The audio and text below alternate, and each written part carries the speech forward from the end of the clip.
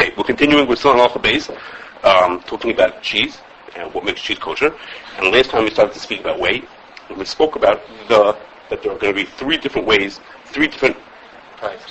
methods, scenarios that whey could become non-kosher. Last time I spoke about one of them, and that was if you made the cheese at above Yad Sila at this point, you made the cheese hot over 120 degrees, then the whey would have blias from the curd, the cheese part of it, while it's still in the tank. Today we're going to talk about, the two other methods that whey can become treif, and then we're going to finish by talking about if you had treif whey, if and how it affects kale, and all these three methods. Okay, so the second scenario that whey could become non-kosher is through something called cook water. What's cook water? Cook water is that certain cheeses, particularly mozzarella, provolone, I think mozzarella is the one that always sticks in my head. After they make the cheese, it's completely separated and it looks like a piece of cheese to all of us. They take that cheese and they put it into a kettle, a little pot with water, and they cook it up. And somehow that helps them making the cheese more stretchable and stringy and other properties that they want to have for that cheese. Okay, so they cook up the cheese. What happens is, all day long you're cooking cheese in this little kettle full of water. All kinds of cheese particles leach into that water. Okay, you get fat and protein and casein, all kinds of things are leaching into that water. So the water, first of all, like we said last time, has value to it because it has all these good things in it. And second is, the municipalities don't want people to pour that water down the drain because somehow that's not good for the drains. So companies want to use that water. They call that water cook water, okay? Because it's water in which you cook cheese. It's called cook water. So they want to use that cook water they want to save that cook water. What they want to do is they would put it into what's called the Whey stream. The Whey stream means in a plant, all the way from all the different parts of the plant go head in one pipe to one big tank. So it's called like a stream of whey. It's called the Whey stream. And everything gets dumped into there. Eventually that Whey stream gets separated into different parts and they do different things with it, but they want to dump the cook water into the Whey stream because it has enough similarities to that they want to dump it in there.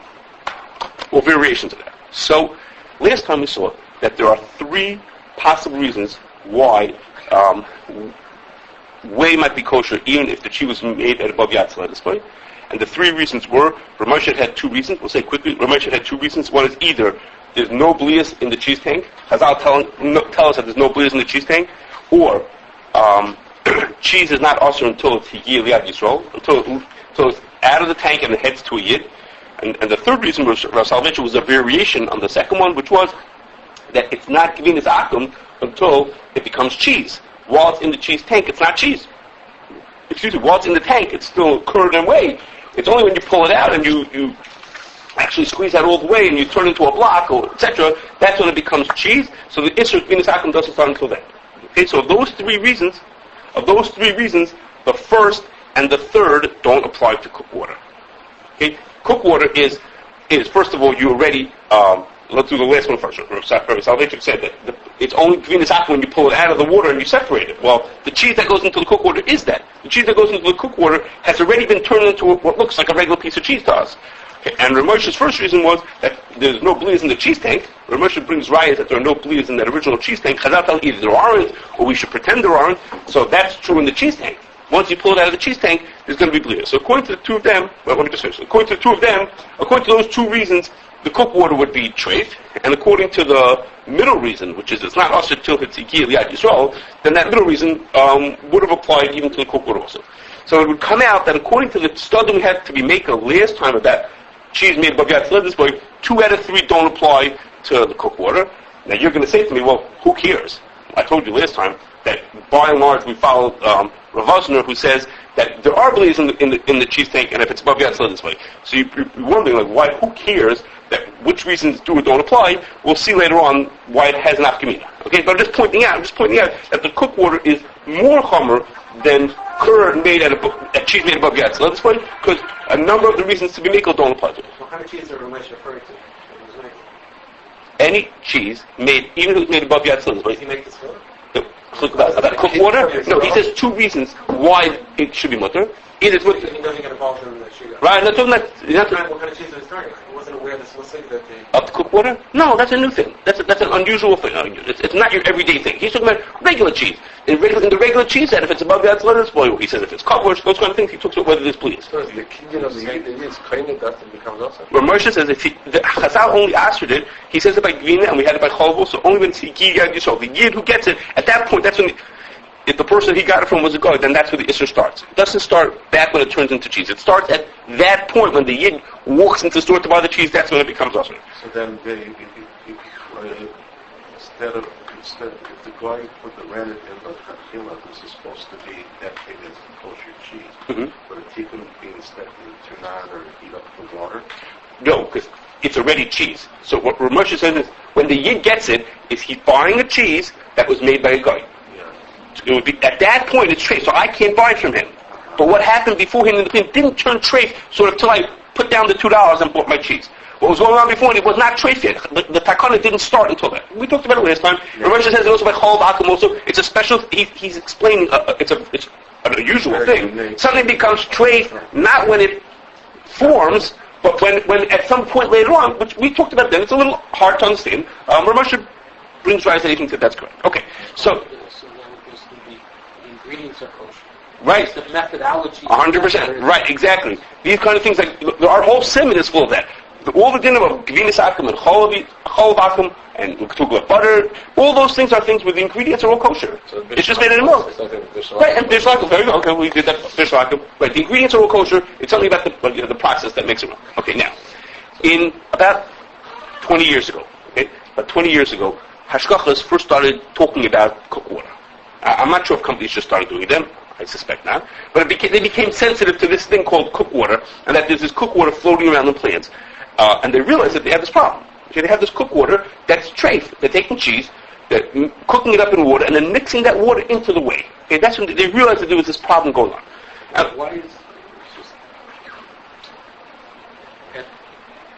at this moment in the discussion?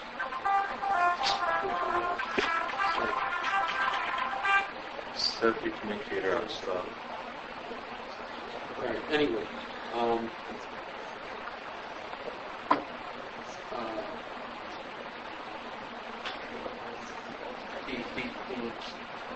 we already said that the cheese is kosher. The cheese is not kosher. The whey is kosher. Why is the cheese not kosher? It's gvinis akum. That's when the Yid buys it. At this point, where we're talking according to Ramesh, yes, Ramesh had said that it's at this point it's kosher. But what I said to you was that that's what Ramesh said. We don't follow that. We don't follow that. We consider that it is treif even from the very beginning. Okay, but that's because the Jew didn't put in the rennet. Yes. Okay, so the ingredients are kosher. The ingredients are kosher. Okay, so if the ingredients are kosher,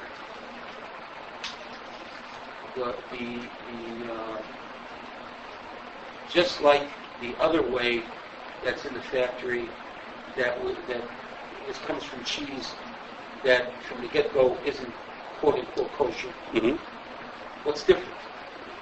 So this is cheese that was made below Yatzil this way. So the one we're talking about, that's this cooked water cheese, the cheese itself was made below Yatzil this way. Right. So the whey in the plant is kosher. It has no bleas from the cheese. Is not, the cheese is treif, but the whey is kosher. But the whey is becoming treif because almost later on that using this cooked water that's above Yatzil this way. So now when this thing came out, companies were very resistant to getting rid of the cooked water. They didn't want to throw, the Hashkachas was saying if you want your whey to be kosher, you have to throw it in cooked water. They said we can't throw out cooked water, we can't afford to, all kinds of reasons why they couldn't do it.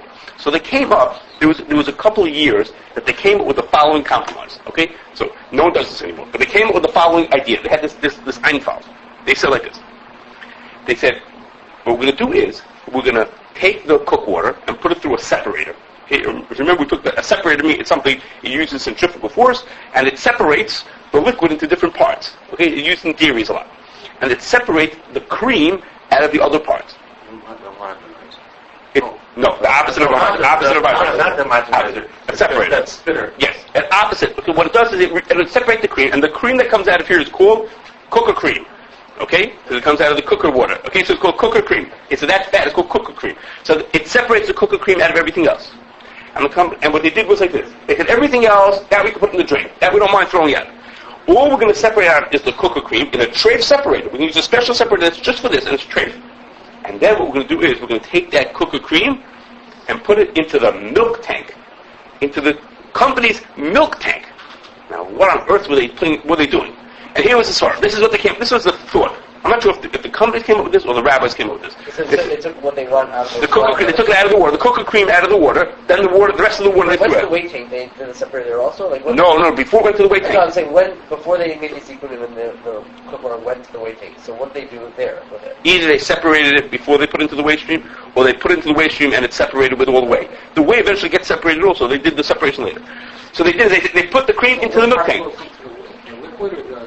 The cream is the fatty part. The cooker cream went not into the whey, and now they put it into the milk tank. Okay, they put it into the milk tank. Now, what on earth were they putting into the milk tank for? This is how it went. They said like this. Nobody wants, this is what the story was, nobody wants fat cream in their whey. And the reason in their whey. They don't want fat in their whey. And the reason is because supposedly fat is not good for whey, and it makes it harder to put the whey into a spray dryer later on. So they said, nobody wants fat in their whey. So if I put fat into the milk tank, what's going to happen to that milk, to the fat?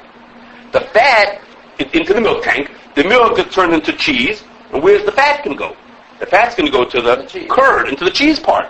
It's not going to go into the whey. You know, Rabbi, we're not going to let it get into the whey because we don't want fat to be in our whey.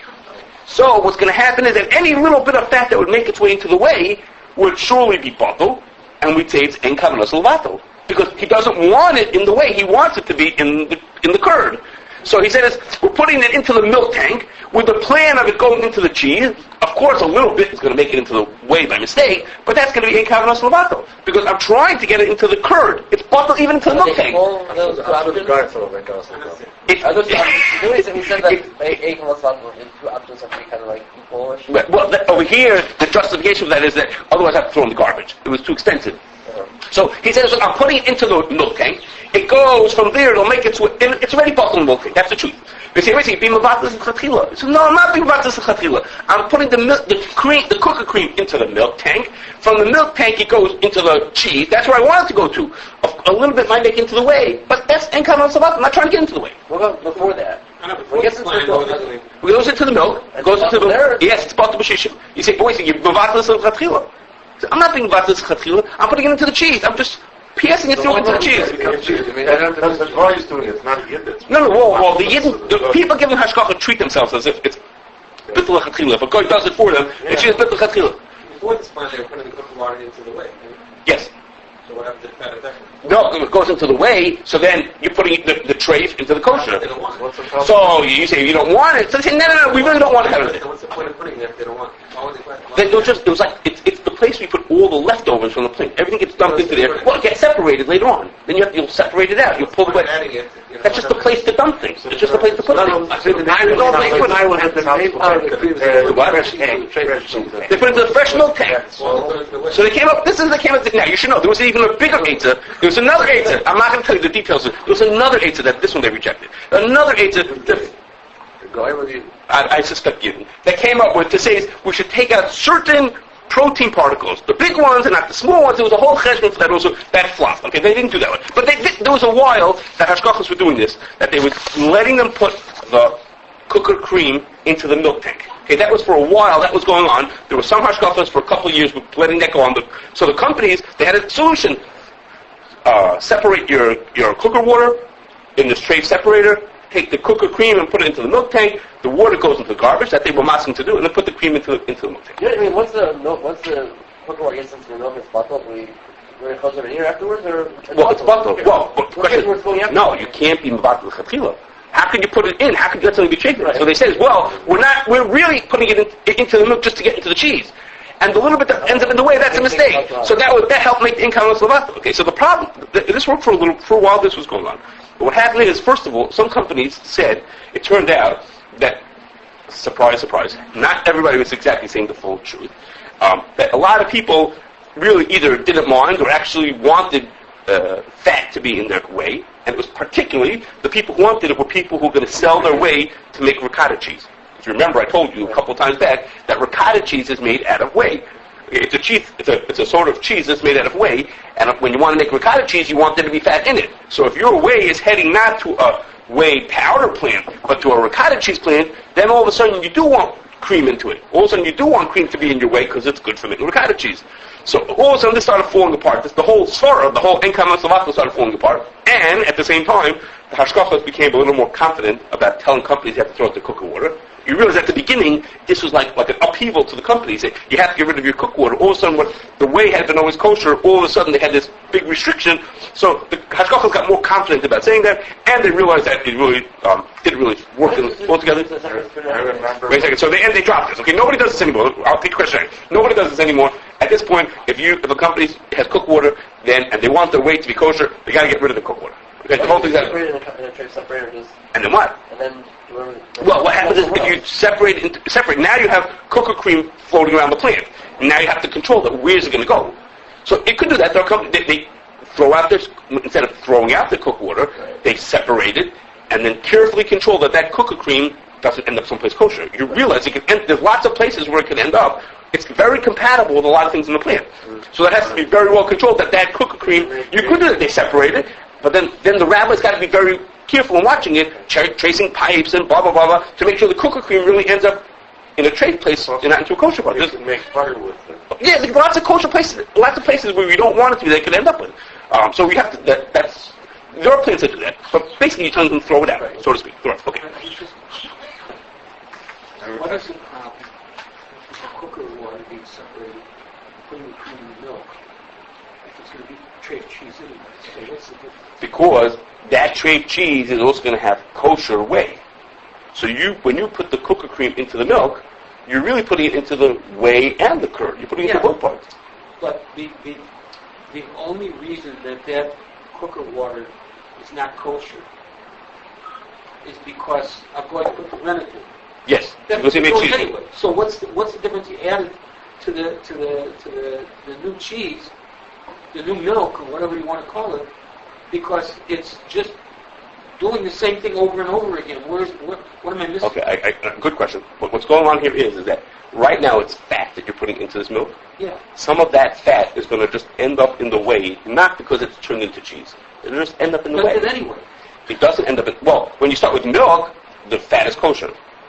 When you pull cheese out of it, the cheese is treif, the whey is kosher. Here, into the kosher part that's coming out, you have this treifing that's being added into it. You have cream that's being added into it. I'm lost. When a Jew buys the cheese is when it becomes treif. No, we're not working with that. We're working that it becomes treif from the minute it turns into cheese. That was Ramesh said that. Ramesh said that. Okay, Ramesh, we throw the whole thing out. We go home. We just don't worry about it. So if what you're saying is that it's as soon as the goy puts the rennet in, it becomes not kosher. Yes. Okay. So if it's not kosher, there's absolutely no particles that get into the whey that comes from that cheese. Right. We talked about that last time, and yes, we're assuming that nothing gets into the whey. Yes. Okay, that's what we're assuming. Yeah, so before we wind down the cook water, we're going to get back to it in a later, but before we wind down at this point, I have to just remind you that when you put cook water into a whey stream, okay, or you put it into the milk tank, wherever they put it, or the parts into it, by and large, it is Balta Bashisha. Okay? It's not always, not in every situation, but by and large, what's put in is Balta Bashisha.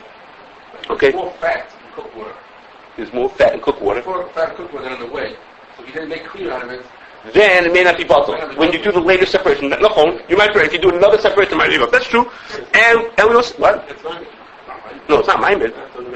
We put the cook water, it's just, and we also mentioned that there were there had been three reasons to be matir hot whey, in whey made above the outside, but one of those applied still to here also. Okay, let's pause that. Okay, let's go to the third thing. We already mentioned two ways that whey could be not kosher, and now we're up to the third one, and that is a very obvious one, which is, what happens if you made, or a seemingly obvious one, what happens if you made the cheese with animal rennet? Okay, or some other treif rennet. You took the treif rennet and you made the cheese. So then, that is to say, there's a xer of gvinas akum, that if a guy makes cheese even with all kosher ingredients, the cheese is treif. The gvinas Yisrael, the Yid has to do, whatever the Yid has to do, we'll find out hopefully next time. Okay, the Yid has to do something. But but what happens if he made it? He didn't do that. He really did it with a kavis nevela. He took a piece of nevela and he put it in and he made the cheese out of it. So that cheese is not treif only because it's green zakum. That cheese is treif because it had a maimed that was treif. Okay, the thing that made the cheese was something that was treif. Okay, now I just throw in this. This is a little bit of a side. If you don't catch it exactly, it's okay. Is that we're going to we talk about this as being kavis nevela. We use animal rennet. Okay, there are other ways that rennet could be treif. It doesn't have to be from an animal to be treif. It could be treif other ways. But in order to be a maimed, it would have to be that it was inherently treif.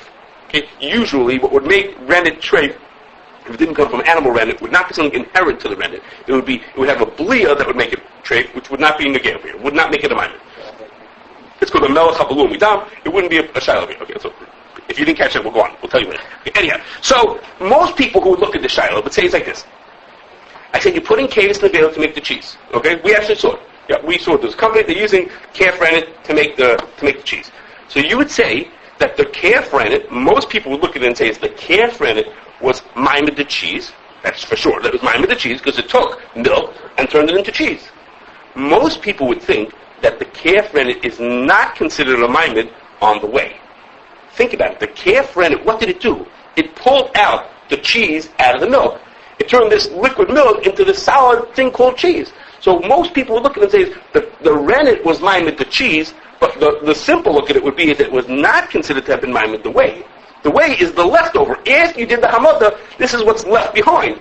So most people, Rav Osler assumes this way, would assume that the maimed only affects the cheese, it doesn't affect the whey. So that would mean is that if you made cheese with treif rennet, the cheese would be treif for two reasons now. One, it's green as akum, and second, it has a maimed that's treif. Okay, big deal. Twice treif is just as treif. But the way you would think would stay kosher. Okay, that's what you would think. In fact, that's what most of us would have, our initial look at it would have been. In fact, some surface is not like that. Pretty well known for people who involved in this. Some surface says that even the whey is considered to have had a hamada from something treif. Okay, it's not clear that 100% of the Chassam Sofer, it's assumed that that's what he means, that the whey is considered to have had a hamada. Okay, and l'chayra, what he means to say is that the reason why he's saying that is because at 9 o'clock in the morning I had a cup of milk. Okay, and at 10 o'clock, and then I put something into it, and now at 10 o'clock I don't have a cup of milk. I have two completely different things. I have a solid block of cheese, and I have this watery, grayish liquid that's left over. So we know scientifically that really the maimed only affected the curd. The maimed, what it did is it pulled out, we talked about how that works, but it pulls out the protein and it made a cheese out of it. It pulled out the protein and some fat and made cheese out of it, leaving behind the other stuff. And that's very scientific. But if you look at it as just an average person, you look at it, what are you going to see? You put in this stuff, and magically, from clear white milk, you turn it into liquid, gray liquid, and solid cheese. So some surface saying, well, you're reminded of both of those.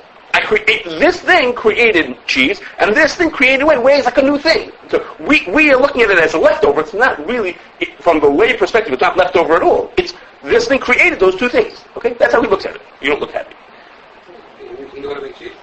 Of course, everybody knows. I mean, cheese. I mean, everybody makes cheese. But no, but you know how to make cheese. But we look at it. We look at it and say, well, when you put in the rennet, you make the cheese. You could just as well say when you put in the rennet, you make whey. Now, whey is the garbage.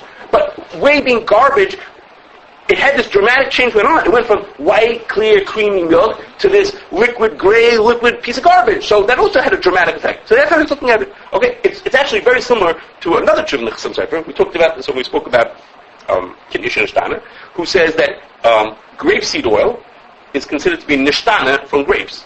And when you make grapeseed oil, that's considered a nishtana from the grapes. And people look at it and what are you talking about? The grapeseed oil is just extracted from the grape seed. You didn't change anything. You just extracted it. But he's looking at the same way, which is, if you look at seeds, you don't see any oil in there. Everybody looks at seeds and they see just seeds. Okay, and then magically you do whatever you do, and all of a sudden, there's oil coming out of this thing. So seeds turn into oil, that's nishtana, that's a dramatic change. Okay, he's looking at the same way that, don't be so sophisticated, that's how he looks at it. We talked about then that there are even people who think to get glycerin out of fat is also considered nishtana. Okay, that's an even further extension of this thing. Okay, that's a little harder to hear. We talked about it then also, there are people who think that's also nishtana. Okay, but anyway, that's how he's looking at it. Okay, so, b'derech klal, the people in Hashgacha follow this Chassam Sofer, and they say that if the hamada was done with something treif, something inherently treif, then the whey is treif also. Okay. Okay, it's not just that the cheese is treif, but the whey is treif. Okay, so to summarize, before we get to the next part, is there are three different methods that the whey can become treif. It can become treif because the cheese was made above Yatzel at this point. It can become treif because cooked water was added into the whey, somehow into the whey stream. And third was if the hamada had been done with animal rennet. Okay, three different avenues through which the whey can become treif. That's a question that might be way off topic, it might not be. Sure. Way off topic. Yeah. Way off topic. When the question is about what they're referring to, is it whey milk is...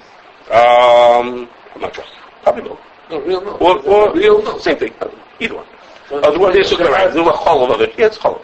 Okay. No, so I'm saying when the cheese, there's still parts of milk.